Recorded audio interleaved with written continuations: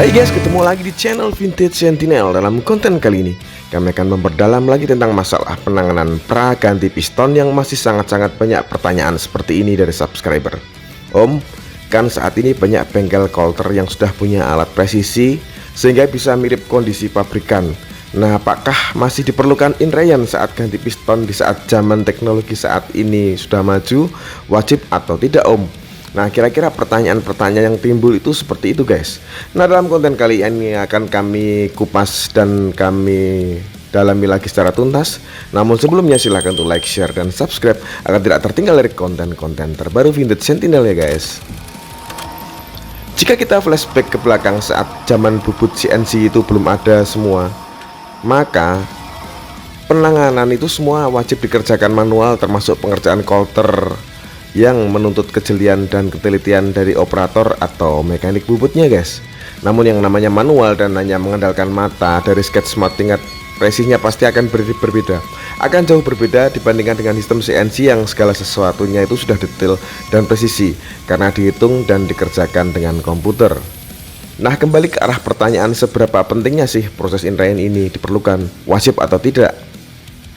Nah, kita kupas dulu maksud dan tujuan inrayan ini sebenarnya adalah proses untuk membuat piston, ring piston, stang piston, liner, buring, dan silinder head itu bisa saling beradaptasi dan menemukan jalurnya masing-masing dan bisa lancar naik turun pada posisi idealnya tanpa mengalami pergeseran yang bisa membuat luka antar komponen, yang bisa membuat bocornya kompresi motor itu sendiri juga guys. Sebagai gambaran gini guys, jika motor ada masalah di ruang bakar akibat naik turunnya itu tidak pada jalurnya, maka itu akan menyebabkan baret atau lecet guys.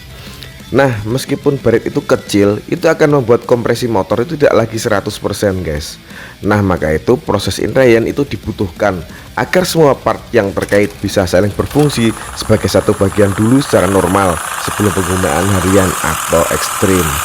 Terutama hal ini wajib dilaksanakan pada hasil Coulter yang menggunakan sistem Coulter manual dan Coulter yang request rapat atau padat guys. Oh ya, saat ini Coulter banyak bengkel yang sering dibikin custom guys, mau rapat atau licin itu bisa. Nah, sistem Coulter rapat ini kelebihannya adalah jika inrayan sukses, maka torsi yang dihasilkan akan sangat padat dan lebih bertenaga karena kebocoran tenaga dari sela-selanya akan lebih minim daripada yang licin. Nah, jika kalian dapat hasil Coulter yang licin, maka kelebihannya adalah proses inrayan bisa lebih cepat selesai. Namun minusnya adalah ya jika terjadi kegagalan karena diameternya itu licin itu dibesarkan, maka akan berpotensi lebih turun kompresinya jika sampai gagal inrayan guys. Nah, mungkin banyak bengkel yang menyarankan inrayan jalan saja 2 atau 3 hari cukup dengan jalan santai tanpa gas-gasan, cukup 2 atau 3 hari. Pada motor-motor muda macam Vario, Scoopy, Jupiter ME, Grand Supra 125 dan lain-lain, dengan pertimbangan alat-alat sekarang sudah canggih-canggih dan tidak memerlukan inrayan yang panjang. Seperti itu, mungkin ada bengkel yang ngomong seperti itu guys. Tapi ingat guys, seperti dianalogikan pada halnya adaptasi kalian di tempat kerja ataupun adaptasi kalian di sekolah baru dulu. Jika kalian saat masuk pertama langsung bludas-bludus tanpa adaptasi, pasti akan menimbulkan masalah guys. Jika kalian bludas-bludus itu akan dianggap tidak sopan, sampai bisa juga kalian itu salah ruang kelas atau ruang kerja dan lain-lain. Padahal kalian itu sebenarnya anak direkturnya kantor tersebut atau anak kepala sekolah dari sekolah tersebut. Nah, artinya di sini adalah proses adaptasi itu pasti diperlukan pada hal-hal yang sifatnya baru agar tidak terjadi gesekan-gesekan yang bisa menimbulkan masalah di kemudian harinya guys. Nah, pada kasus pra Coulter pun sebaiknya juga demikian guys. Pra Coulter ataupun pasca Coulter itu wajib dilakukan adaptasi.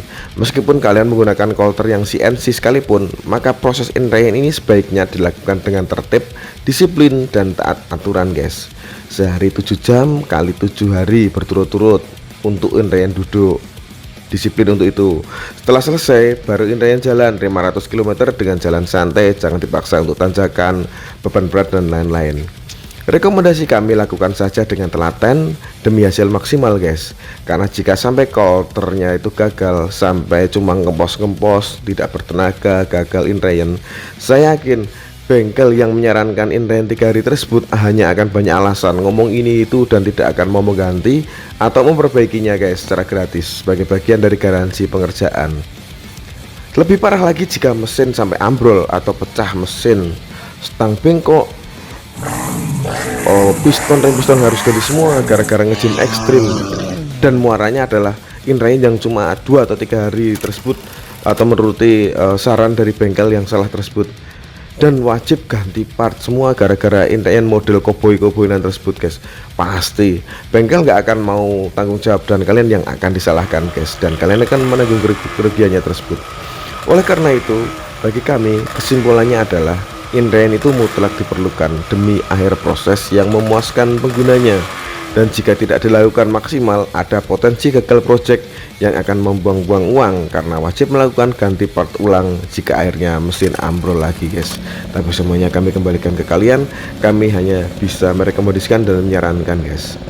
Akhir kata, terima kasih sudah menyimak video-video dari kami. Jangan lupa untuk like, share, dan subscribe-nya. Sampai jumpa di konten-konten vintage channel selanjutnya. Assalamualaikum warahmatullahi wabarakatuh.